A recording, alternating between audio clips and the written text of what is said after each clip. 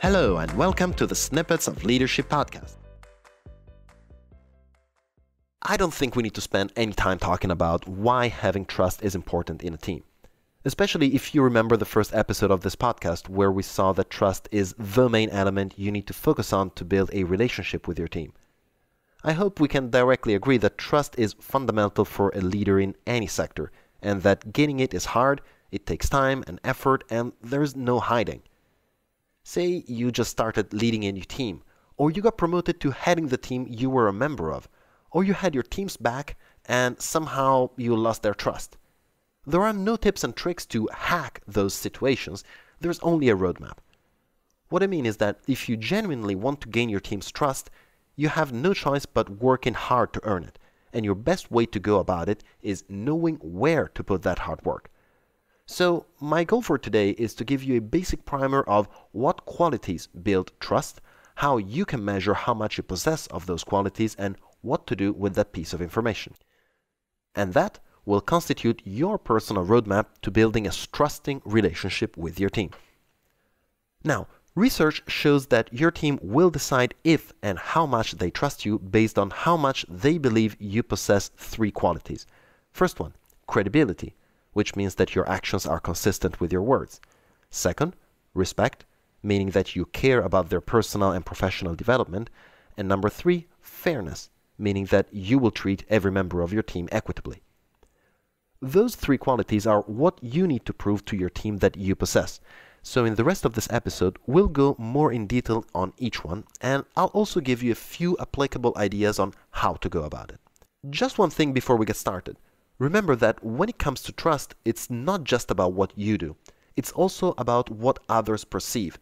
It may sound obvious, but if you're doing everything by the book, but people still don't believe that you're credible, respectful, and fair, they will never trust you. So let their perspective be the guide for your actions. Now, let's see it from your team's perspective.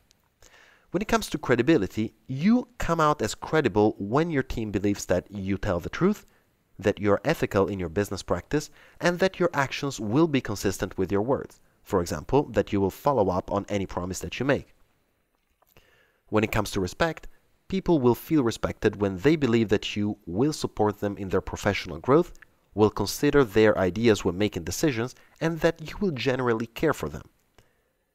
And when it comes to fairness, people will believe that you are fair when titles and personal relationships to you don't matter when it comes to deciding pay and benefits, career development opportunities, or taking sides when you need to solve a problem or a conflict.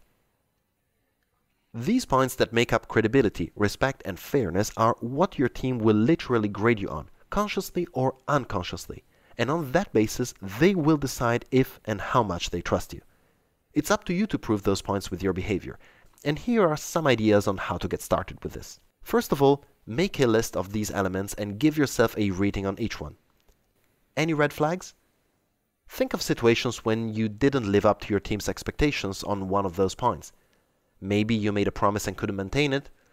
Regardless of the cause, you may have lost credibility there. Second, if you can, ask your team for feedback. Use with them the same template you used to rate yourself and compare your perspective with theirs. If you notice that your perspective and theirs are different on specific points, that's what you need to work on. If you need inspiration, I have prepared a basic template for you.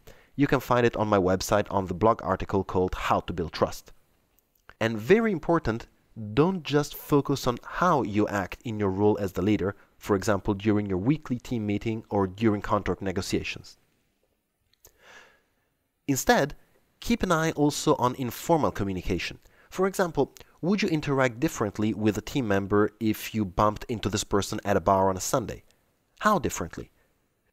Sure, that may be outside of your professional setting, but it still counts because if you only work on your behaviors in your formal role as a leader, but don't do anything to show it outside of it, your team will notice and won't feel like you're respecting them outside of the role in the office. And by the same token, if you only work on your behaviors outside of your professional role, but don't actually change anything in how you act in your role of team leader, people will see that what you say and what you do are not coherent, and you will lose credibility.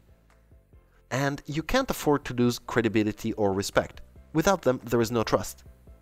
So take a look at yourself and at how credible, respectful and fair you believe you are, and compare it with what your team thinks. Whatever the feedback, you will have a road to follow in front of you and opportunities to gain trust ahead.